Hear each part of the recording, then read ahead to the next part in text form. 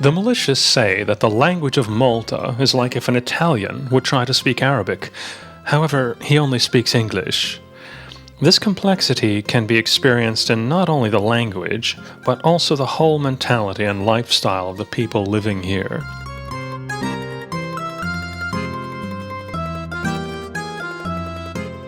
Malta is located in the heart of the Mediterranean Sea, close to the coast of northern Africa and only 1,000 kilometers from Sicily. The archipelago is part of the British Commonwealth, so it's quite obvious that Arabic, Italian, and British and other cultures influenced it. Malta's language basically is related to the Semitic language family, and so is related to Arabic and Hebrew. It's the only surviving form of the Phoenicians' language, so this is truly unique. The capital of the Maltese archipelago of 3 inhabited and 2 uninhabited islands is Valletta. Valletta is built on a peninsula surrounded by 2 bays. After the Turkish siege, the Pope sent his architect, Francesco Laparelli, here, who, together with Girolamo Cassar, the chief architect of the Order of Knighthood, planned the symmetrical square reticulated street structure of the new town. For the construction, they used rocks extracted underneath the town area. Therefore, today there's a several-kilometer-long tunnel system running under Valletta. The Opera House was bombed during World War II. There are plans for the rebuilding, however, it's better not to expect its opening in the next 1 or 2 years. The busiest street of Valletta is Liberty Street, starting from the town gate. We can recover from the fatigue of sightseeing by sitting on one of the cafe terraces. The most famous is the Café Cordina. Behind the cafe, inside the beautiful library, there's an audiovisual exhibition on the history of the St. John. The sound and picture effects are cutting edge.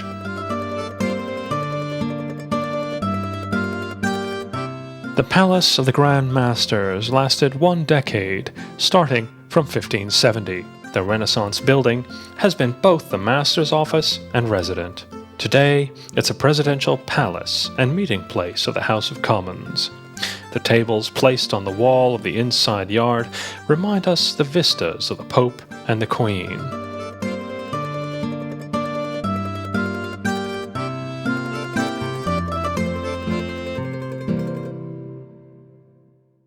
The interest of the Tricaldesca, which is parallel to Liberty Street, is that it was the only street in Valletta where the knights have been allowed to fight a duel.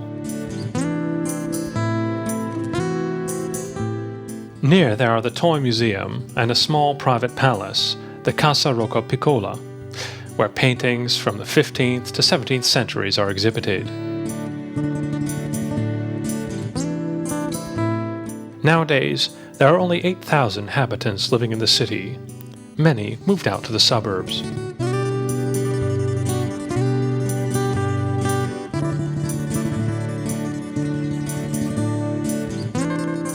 In Valletta, traveling by car is problematic because they drive on the left, and it's hard to find a parking place. It's better if we visit the inner areas by walking or by a small horse carriage called kerosene.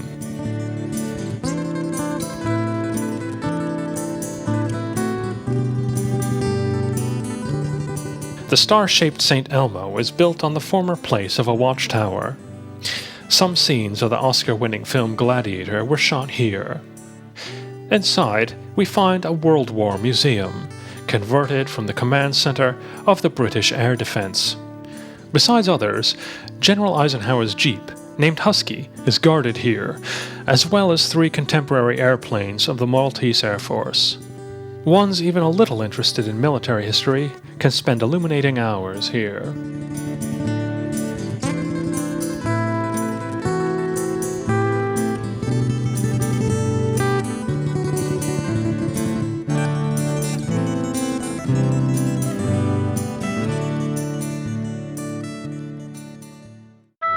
The name of the St. John Cathedral indicates that it received its cathedral status from the Pope together with its fellow Mdina.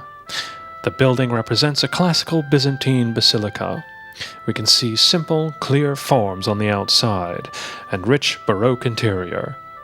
In olden times, the congresses of the knights were held here. When Napoleon's army ravaged Malta, the Silver Gate was painted black in order to prevent the soldiers recognizing how valuable it was.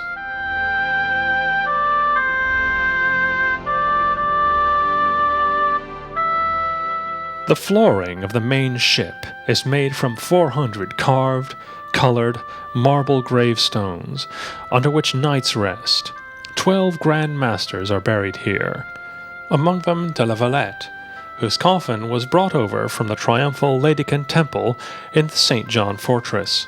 Caravaggio's famous painting, titled St. John's Beheading, is exhibited in the Cathedral Museum. The painter escaped from Naples to Malta after he killed his enemy. The painter's signature on the painting is noteworthy as it's the continuation of the blood coming from the chopped head.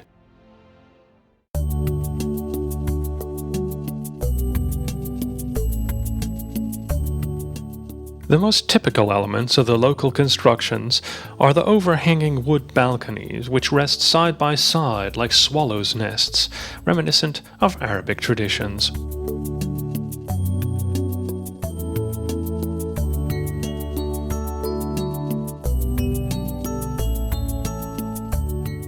The Auberge de Castile et Leon was the headquarters of the British military.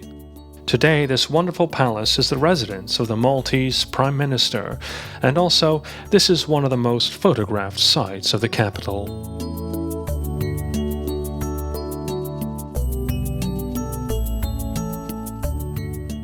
The upper baroque gardens lying on the top of the almost 50-meter-high castle walls provide a fascinating view of the big harbor. The knights like to meet here, have a walk, interchange ideas, and devise plans. The solid bastion surrounding the town is the most fearful fortress of Europe. There are 4 bastions defending the town from the continental side, and are intersected with tunnels. The bastions are connected by walls, and here there are also deep moats to strengthen the protection. Either examining from a high-altitude lookout point or from a ship, we can discover why the huge harbor consisting of protected bays was ideal for the knights' ships. They protected it by using the Byzantine method of tightened chains under the water.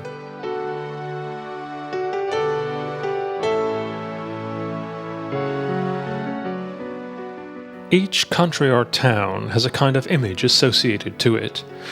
Here, those images are the Knights of Malta, the Maltese falcon, and the Maltese cross. These definitions are closely connected to each other and to the past of the island. The St. John was established in the 11th century in Jerusalem by Raymond Dupuy. The main aim was to help the people participating in the Crusades. Accordingly, they had clerical, military, and curative branches. Squeezed out from the Holy Land, the knights tried to settle down on Cyprus, and later, in 1306, they bought the Dodecanessos archipelago from pirates. The Johnnies became extremely rich because with the Pope's help, they obtained the property of the Knights Templar, as that order had been dissolved. The power of the knights who wore a red doublet above their chain armor with a white cross decoration on it was continuously increasing. Their army consisted of black galleys and played an important role in the trade sailing. On the island of Rhodes, we can still admire the Palace of the Grand Masters and the Street of Knights. In 1522, Suleiman's army of hundreds of thousands occupied Rhodes. The knights seemed to insist on the area of the Mediterranean Sea, and first retreated to Crete, and from there to Malta. And here comes the falcon to the scene. However, many of us probably know this bird rather from the Hammett crime story than from the history books. The knights had to give a falcon as a present to the Sicilian governor in each year, and in exchange they got the small barren island of Malta. The island was Sicilian property. The first headquarters of the knights were built up in Mdina. The great Suleiman, who perhaps regretted that he let the knights leave from Rhodes, besieged Malta. Repelling the attack required great sacrifices, 4 months, and the help of the Sicilian governor. After the victory, they were still afraid of repeated attacks. Therefore, they strengthened the defense of the islands. The Grand Master de la Valletta invited the best architects to establish the first European town by plan-based construction with impregnable fortresses all around. Today, the Knights' headquarters are in Rome, and their embassy is located in Valletta. This is the Cavalier building behind the St. John's Bastion.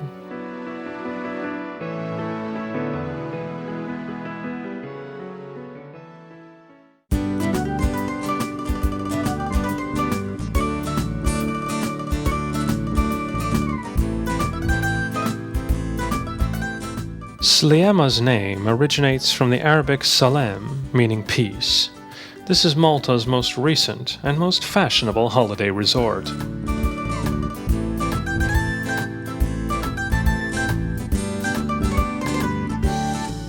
We can have a bath in the small rocky bays. However, this kind of beach cannot really be mistaken for the Copacabana.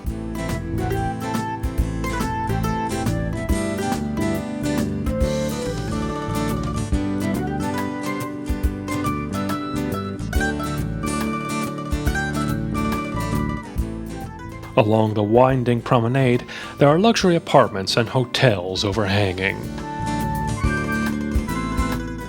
At the end of the promontory, the huge casino building is located, close to Malta's highest building, the 24-story Porto Masso Tower.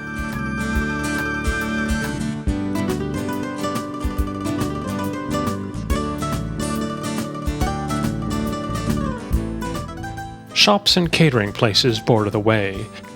The center of the quickly improving city is Paceville, which is a verdurous residential quarter on the hillside.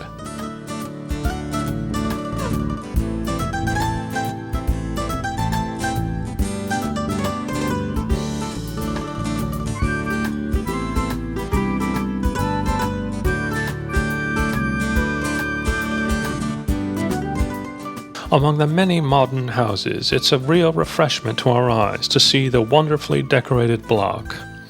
The local people like swimming in the sea. However, the hotels have their own bathing pools, and there's also a swimming pool where water polo matches are held from time to time.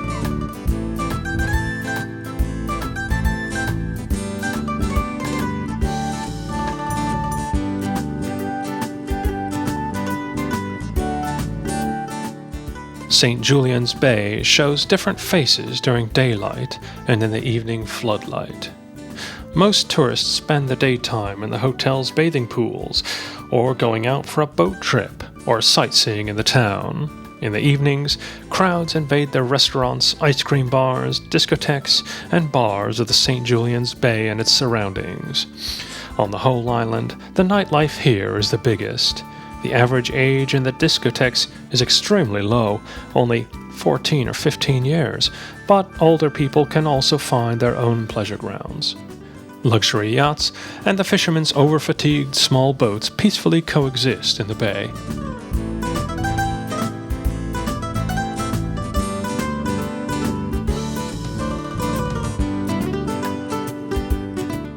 Restaurants of many different categories and ethnicities can be found here, and the biggest shopping center of the island, the Bay Street Shopping Center.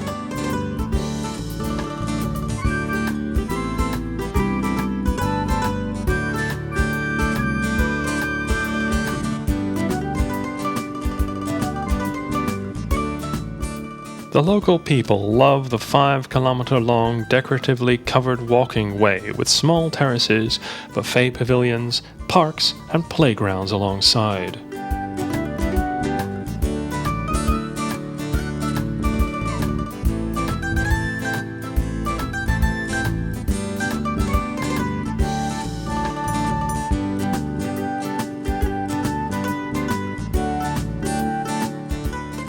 The Fortizza Fortress, originating from 1872, is very popular and is also functioning as a restaurant.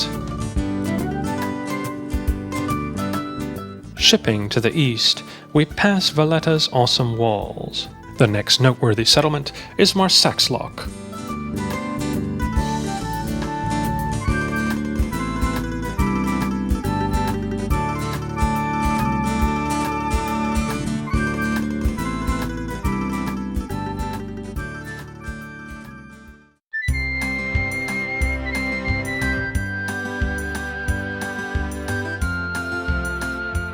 Marsaxlokk means southeastern harbor. The harbor gives a happy picture, especially on weekends when a flea market is held along the bank of the bay.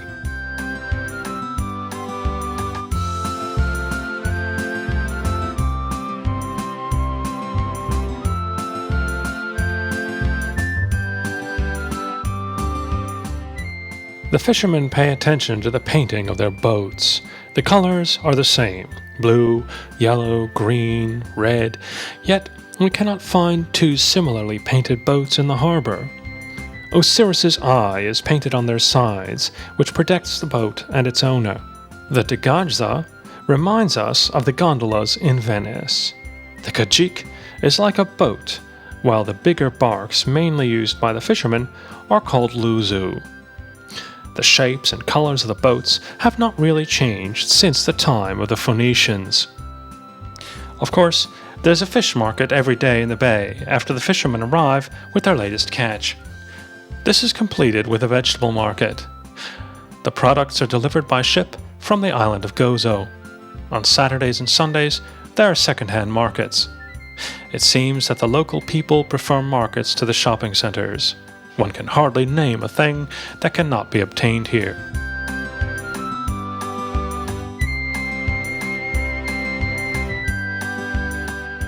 Marsaxlokk has no famous monuments, but its overall picture is typically Maltese. Napoleon landed here in 1798, but we cannot find any memory of this fact.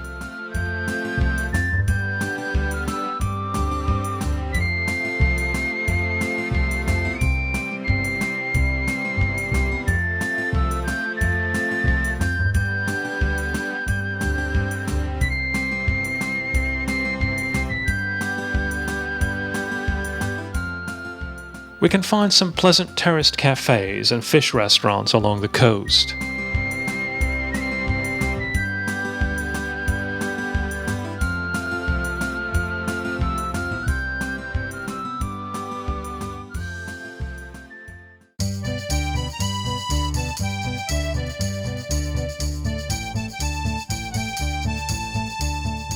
Blue Grotto, namely Blue Cave. The most famous can be found on the island of Capri, but we can find similar ones on nearly every coast or island. All you need is a rocky cave or archway and the sunshine reflecting from the sea bottom, coloring the water to different shades of green or blue, depending on how deep the water is. This natural site provides a living for some clever boatmen all over the world, from Thailand to Corfu. The Maltese Blue Cave is especially nice, and the small harbour from where the boats are departing is singularly pleasant. Besides the cave, we can also admire two other formations similar to fjords. These are the Wiad Babu and the Wiad i Zuriek. Wiad means the same in the Maltese language as Wadi in the Arabic language, namely river valley or channel. The Blue Grotto is a 50-meter-long stalactite cave with some coral, although these are not so colorful as the tropical ones. The most amazing spectacle is in the morning hours, but each part of the day has its specialty. The cliff dropping abruptly to the water is broken by countless caves and hollows.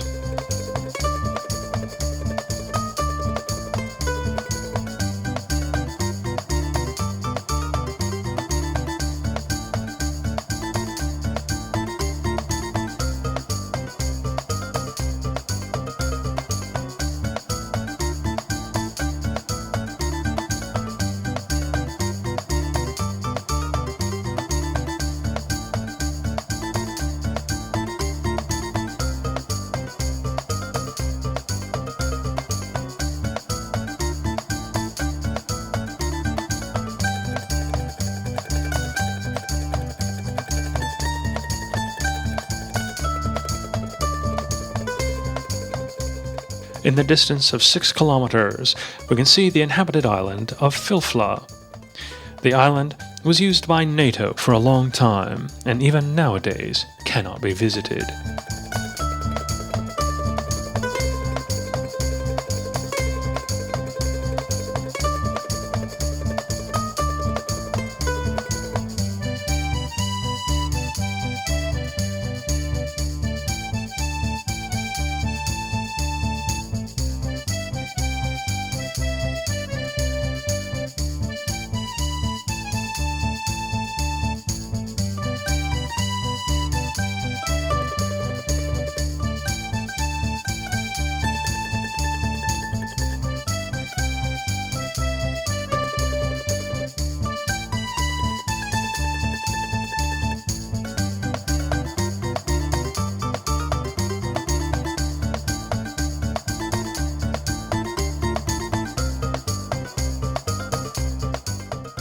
On summer weekends, dozens of local children enjoy the water and sunshine here. The traditionally painted boats, the shining sun, the general noise of the beaches, and the salty smell of the sea together make our time spent here into a special experience.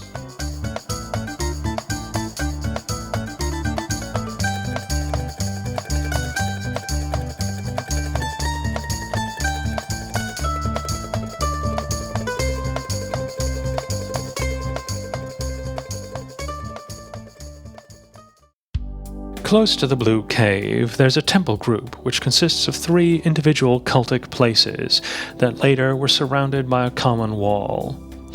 This is an archaic world with a mysterious symbol. It was built 3,000 to 4,000 years before Christ, and the big question is the same here as with the Egyptian pyramids. How could people move those almost 20-ton rocks? According to the science findings, those huge stone tables were altars and served for presenting victims. Just like Stonehenge, Hagar Quinn also provides evidence that the beginning of human civilization is older than we imagine. The nearby Manadra is a similar megalithic church, which has been closed to visitors owing to repeated vandalism. Malta was the first European territory to adopt Christianity, and mainly due to the Johnny's 300-year reign, the inhabitants are still very religious. In addition, the love of holidays is very common here. On St. Peter's and St. Paul's days, the local church blesses the animals. Everyone comes with his own animal, like lambs, goats, or horses, or even house pets, like cats or dogs. A red mark is painted on the blessed animals. These festivals are not only holidays or spectacles, but also big events in the Maltese community life. In the Rabat Basket Garden, the pavilions, music bands, and several programs give a real picnic feeling.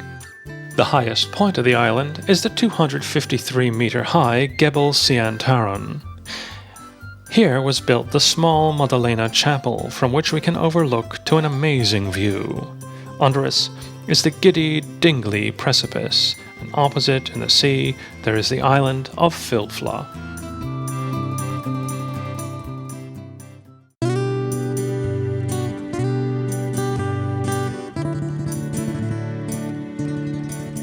Mdina was the former capital of the island. The Phoenicians established it, the Romans extended it, and the Arabs surrounded it with a city wall. Its name also indicates this. The Johnnies also survived here in the first Turkish siege, and here they decided on the building of Valletta. Mdina is also known as the Silent City. This is true because there's no car traffic in the area surrounded by the city walls.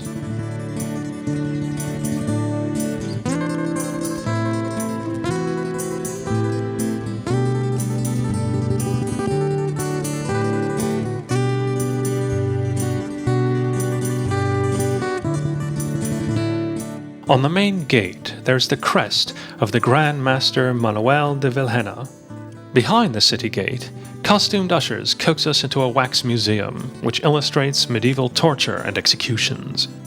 A more pleasant sight is the Museum of Natural Sciences in front of us. In the continuation of the city gate, on Trick-Villa-Gagnon Street, we find beautiful palaces and churches. Here are the palaces of one of the oldest noble families, the Casa Iguanes and the Benedictine Order Monastery. The old buildings of Mdina, like the Palazzo Santa Sofia or the Norman House, are real architectural curiosities. There were no windows on them to the outer side, but they were open towards their inner yards. The gap between their double walls has been filled with gravel to keep the rooms cool.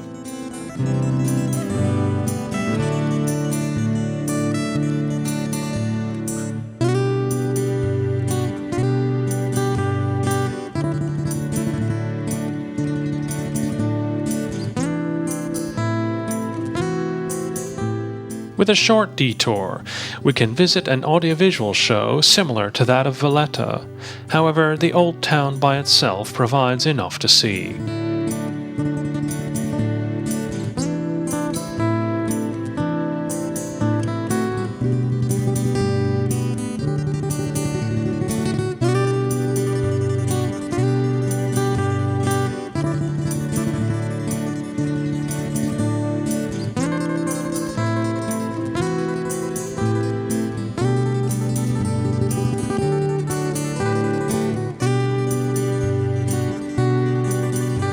On the main square is St. Paul's Cathedral, built in 1702 on the foundation of several old churches.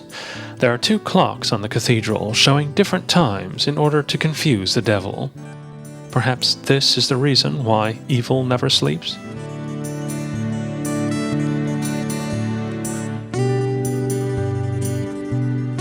The flooring of the church here is also made of the knights' marble gravestones, like in the fellow cathedral in Valletta.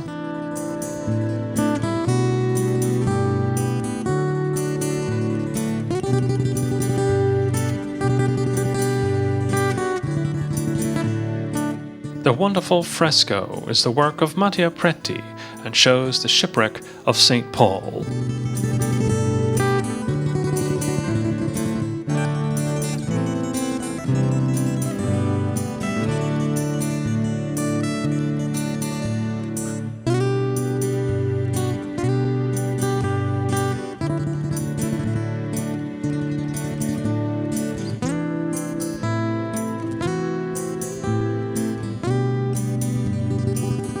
The Cathedral Museum also shows memories before the Great Earthquake of 1693.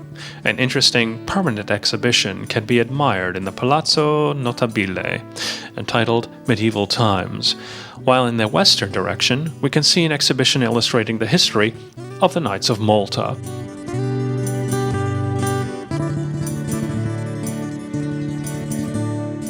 The pleasant small bastion square can be found atop the Mdina city wall. It's fascinating to admire the St. Paul Bay, the Taqual, the airport, and even Valletta from a bird's-eye view without flying. According to the legend, the converted governor of Rome, Publius, saw St. Paul's shipwreck from here. Mosta is a small town on Middle Malta, close to the northwestern coast. Its only site is the huge Virgin Mary Church, also called the Rotunda. It was built, according to Vasse's plans, on the place of the smaller church. From 1833, volunteers were working on the construction. Its point of interest is the dome that can be clearly seen already from a big distance. Its diameter is 37 meters, and it's one of the largest domes in the world. During World War II, a bomb partly destroyed the dome, but it didn't blow up. What a miracle this must have seemed to the local people. George Bernard Shaw, well known for his dark humor, said, "If priests were trees, Malta would be in shade." Obviously, in Europe, we're no longer used to such an autocracy of the church. Those who want to marry here should first consider it carefully, because Malta is the only European country where divorce is impossible.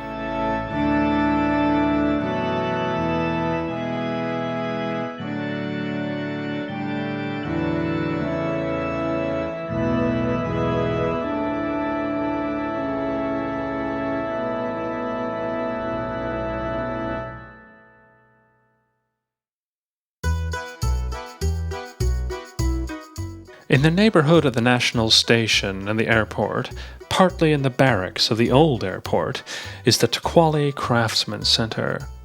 This differs from the souvenir shops because here we can see how the gifts are produced.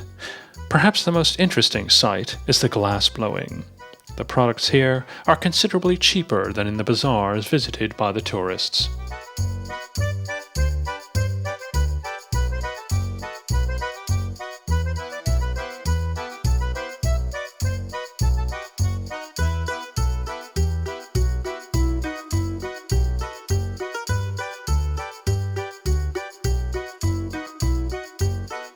We can find countless knight figures in several variations, and also knickknacks decorated with the Maltese cross.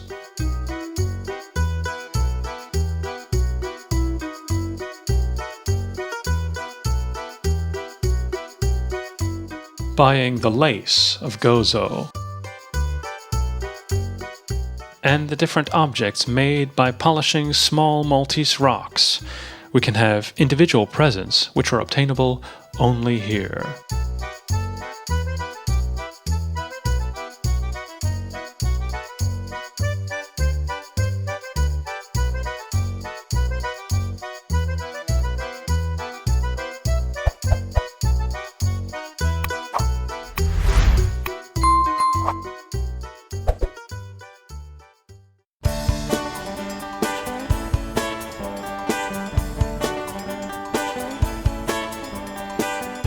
We sail over to the northwest, and we can find several pleasant beaches on both sides of the Marfa Ridge promontory. One of the best known is the Golden Bay. A rock towers between the two bays, giving a lovely view in all directions. The yellow sand of the Golden Bay is quite crowded during peak season. People come to have a bath even from Sliema by car or bus.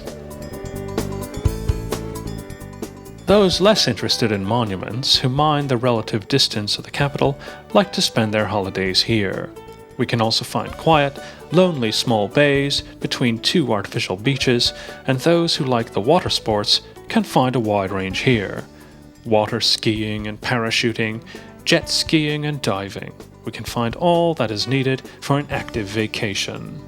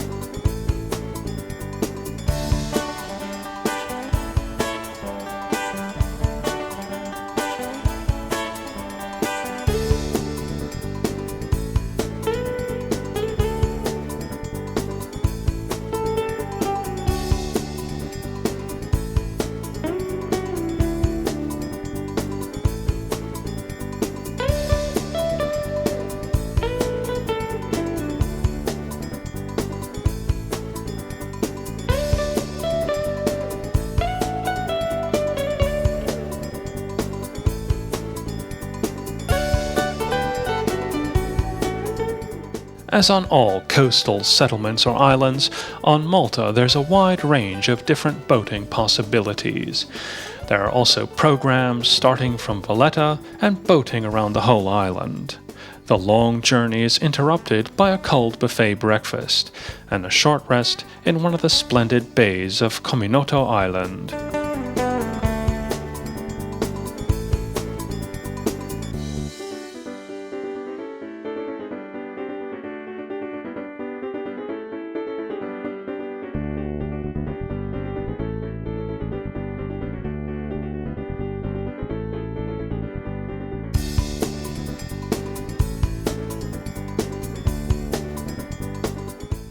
Only the ochre sandstone rocks stand between the blue sky and the deep sea.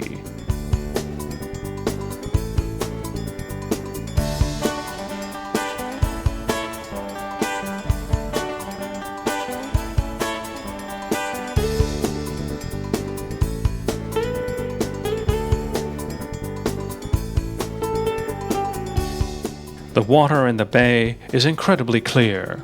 We can see down very deep. Diving in it is a bit more difficult.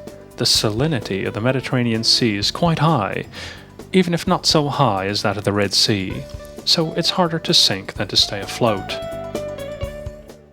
There are countless types of ships and boats in the bay, from the modern copy of the former pirate ship up to the boring pleasure boat and snow-white luxury yacht. There are small motorboats delivering ice cream, inflatable boats and small fishing boats.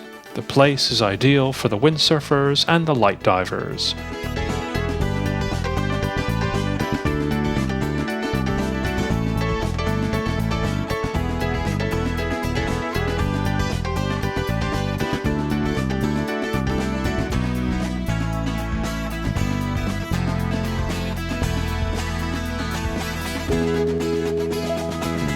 The high-powered motorboats called Yellow Fun represent a vivid patch of color.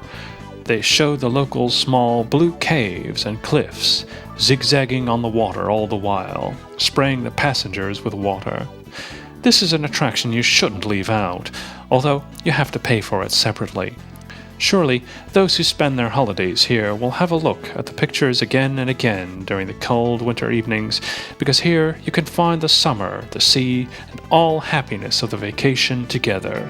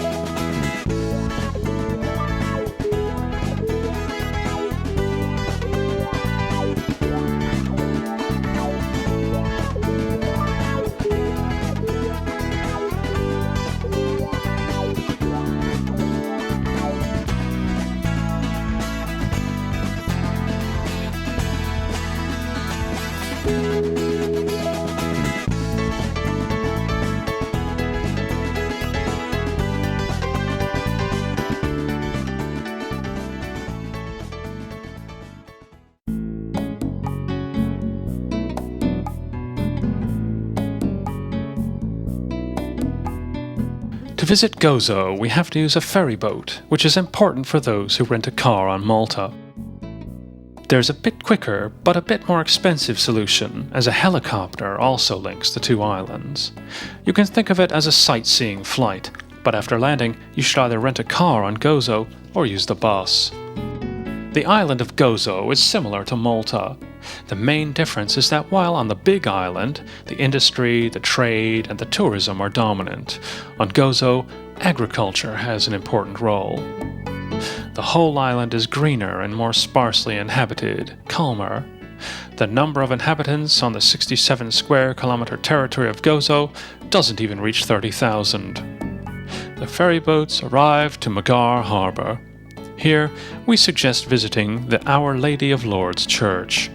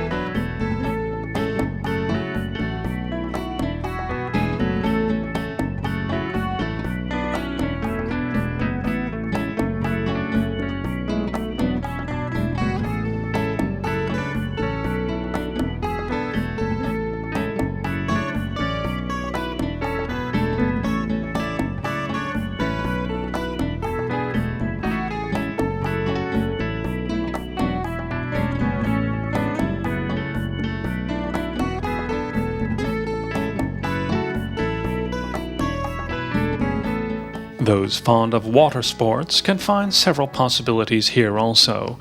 Even diving courses are held.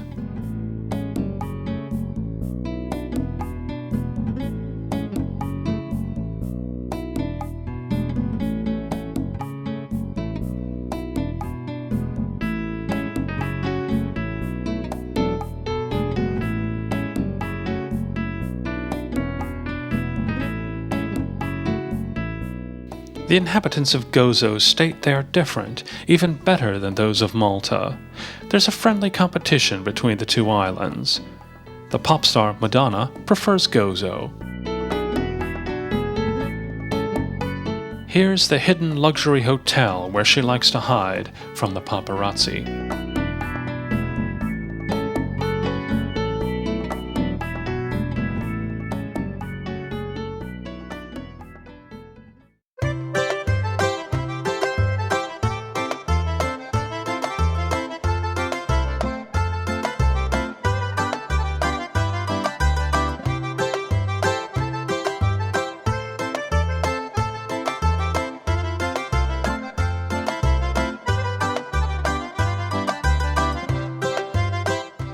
A great tourist magnet is a wonderful cliff, the best-known site of Gozo, which often graces local postcards.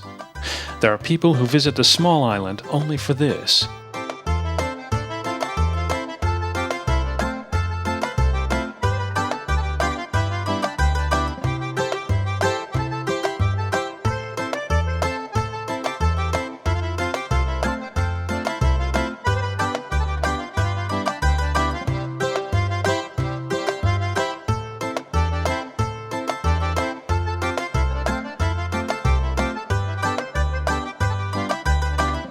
The sea window, or the Azure window, is like a megalithic bridge. The inner sea, surrounded by the cliffs, is in connection with the open sea. Good swimmers can cross this way through the lagoon, but it's safer to use a boat.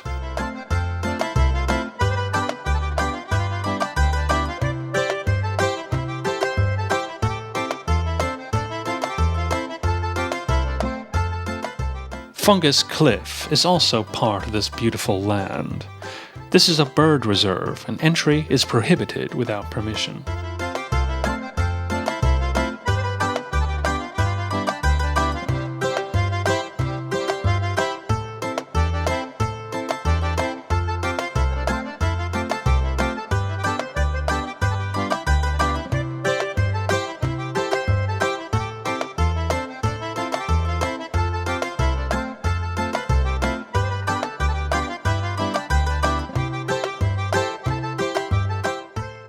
Gozo also has its holiday resorts, even if those are more quiet and modest than those of the towns on the Big Island.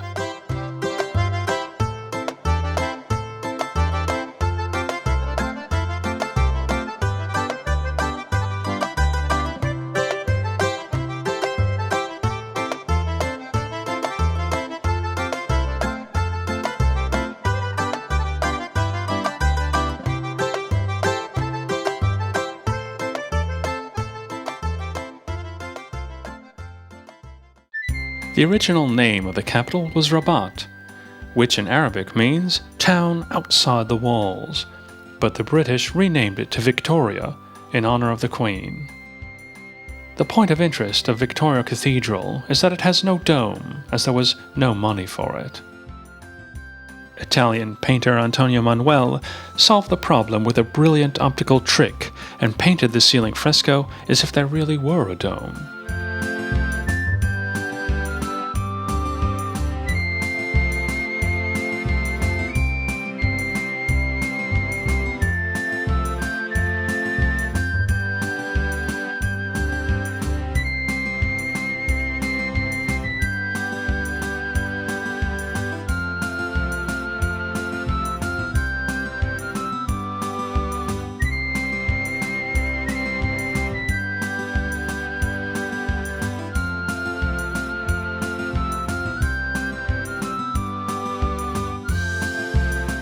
Two museums connect to the church, the cathedral and the archaeological.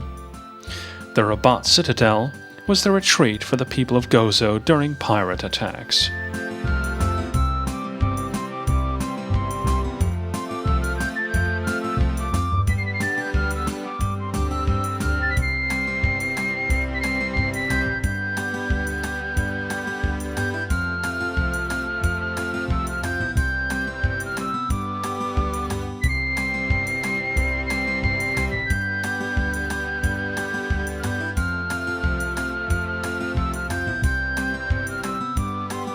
The legendary place of the Zagra Plateau is Calypso's cave. It would be interesting to know how the legend was born that this is that particular cave where the nymph Calypso kept Odysseus in prison for 7 years, until, by the order of Zeus, she had to let him go. During the great earthquake of 1693, part of the cave fell in. Today, the visible part can be visited free of charge.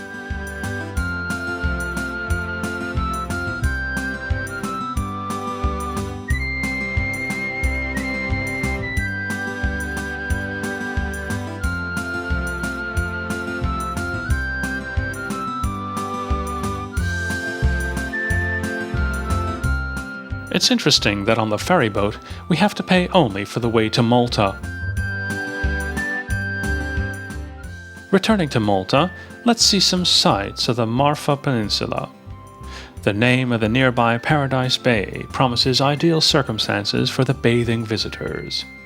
At one time, there were considerably fewer people in Paradise. Today, lovers cannot have the privacy, and the use of deck chairs and shower were free. Despite this fact, the beach is pleasant and popular, especially because of the sandy coastside, which is very rare on Malta.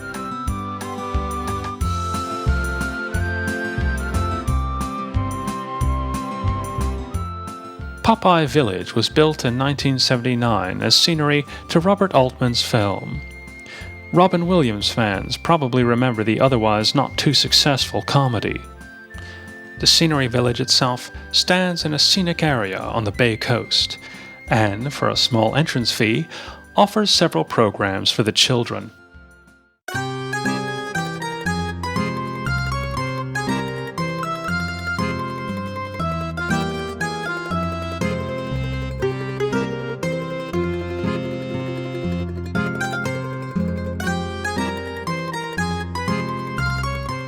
Malta's real touristic sites are the old yellow buses that transfer the passengers between the settlements.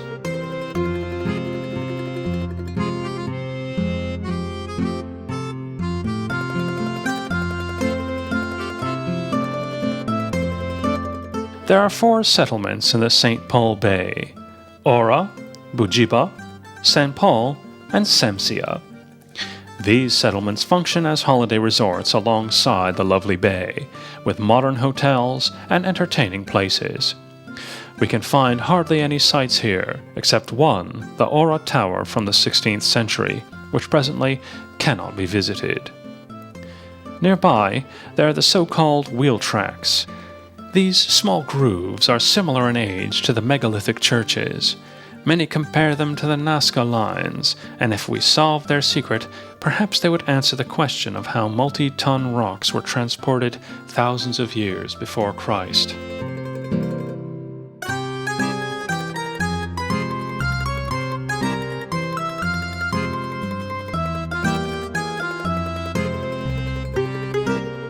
People come here for the pleasure of the sea and sunshine and the wide variety of relatively cheap hotels. As the island is small and the transportation is good, the inhabitants here don't miss anything. Due to the light Mediterranean climate, it's generally warmer and drier on Malta than on the continent. In April, there's already good weather that lasts till September, and the sea is warm enough for bathing. There are few green areas on Malta, and there are no rivers or lakes. The surface of the islands is karst plateau. Fresh water is produced by extracting the salt from the seawater or collecting rainwater in cisterns. There are no high mountains either. Malta's highest point is only 253 meters.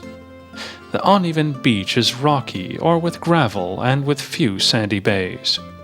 The sea is very clear and the number of sunny hours is extremely high. The dry, warm is cooled by a light wind blowing in from the sea. Over the centuries, Phoenicians, Carthaginians, Byzantines, Arabs, and Vikings, and later the Italians, French, and British visited here. The descendants of the nations living here for shorter and longer periods have intermixed, giving birth to Malta's inhabitants.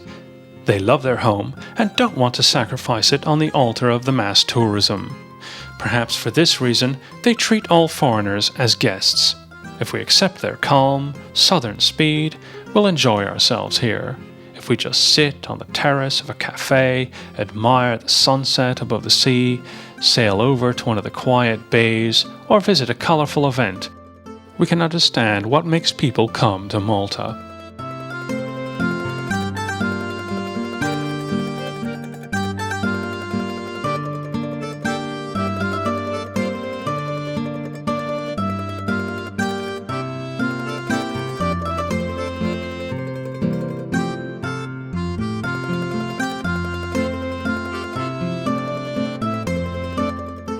The people in Malta like fireworks as much as the Chinese who invented them.